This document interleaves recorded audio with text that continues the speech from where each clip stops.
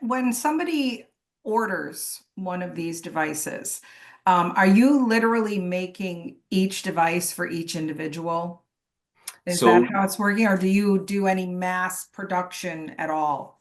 that's the thing. We chose, compared to other companies, to not do one single device that's going to be coming with one block and then everything all set up, and then the user has to adapt to the tool. We believe, especially in the world of disability, that the tool has to adapt to the reality of the user, because as I mentioned, we have people who are like 50 or 60 years old with ALS. They use it for work, they use it at home to communicate with family, and then we have kids that they use it at school to communicate with the teacher. And for all those situations, we need to have something that's completely adapted to the reality of the user and where it's being used. So we provide a kind of a catalog, but we actually don't show the catalog. It's more like we try to understand the reality of the user. We ask tons of questions. We try to really consider the setting, and once we completely get the whole picture of the user, the environment, and how it's going to be used, the tool's going to be used, then we propose a solution that we feel completely adapted to that reality. And so basically, we compose kind of a kit uh, device that's going to integrate all those adaptive elements. So that's why we need really every elements have to be extremely flexible, and the casing is really a central part in that aspect. So then, so say once you gather all these user specs, then do you upload that like to Sculptio's uh, platform? And Yeah. then Sculptio is able to go ahead and design and manufacture the case. So how long is it from the time that the user has filled out the form with all the specs that the user will then need? You have decided what components are going to go into that 3D printed case. How long does it take to print that case and then get that device to the user?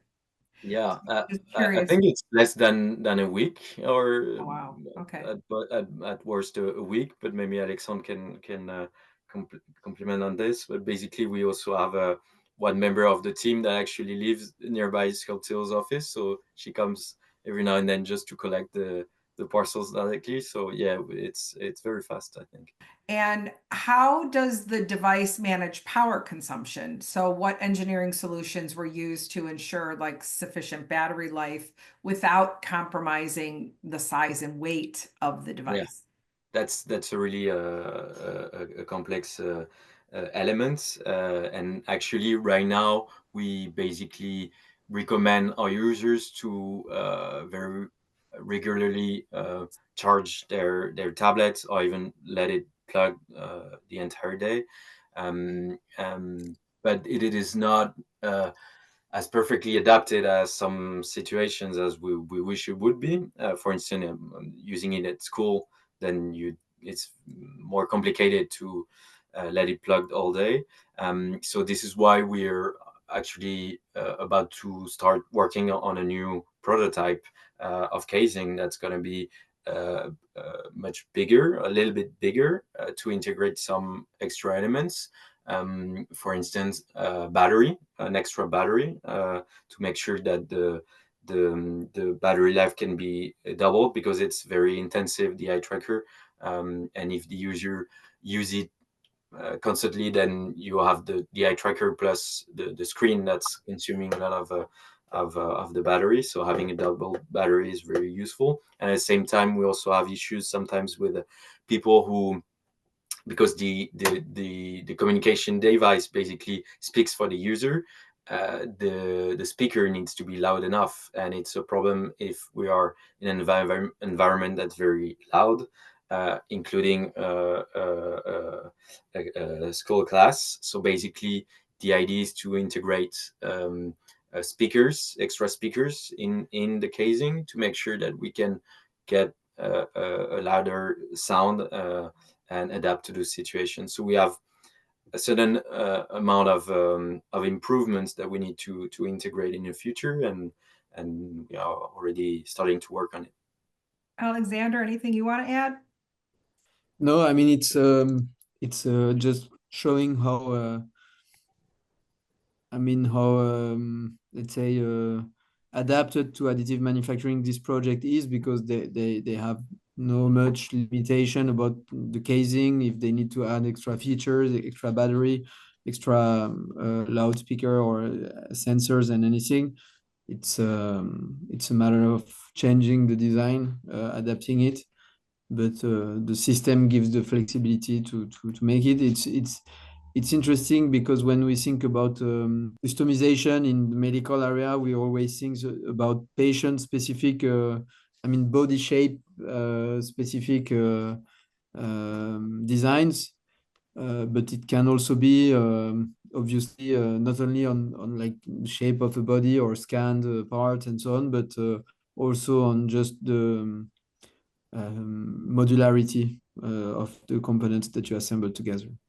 So we're just about out of time. Is there anything that you two want to add? Give you the final words? Maybe just to add in some future works that we are working right now, because with those improvements that I mentioned, we're also working on a new system that would be now used by people with a physical disability, but by people in intensive care hospitals, people who basically got out of a coma and have a breathing machine that impedes their ability to communicate through voice, and usually also they are um, taking strong medication that affects their cognitive status. So basically, we are working on a tool that's going to be used in those intensive care services to make sure that those patients be able to communicate. So that would be a new uh, complex situation of a need of adaptation, and of course we'll have to rework the whole device, but very very exciting project, because it's going to be very essential for a lot of patients around the world. Terrific. Yeah, I think on my end, I could add two things. The first thing is that for us, I mean, we do a wide variety of projects. That's, I mean, the fascinating part of our job and my job is to touch many different kind of areas, because people, as I mentioned in the beginning of the interview, come to additive for different reasons. But so it can be a wide variety of projects. But I must say that for us, I mean, it's the kind of project which are super rewarding for us, because knowing that the part is making something which has a very let's say beneficial impact on people's life is for sure motivating. It's very useful, so that's very rewarding for everyone. And I also appreciate that we could make a joint customer case, because it's very interesting for us to be able to speak about what we do with some customers.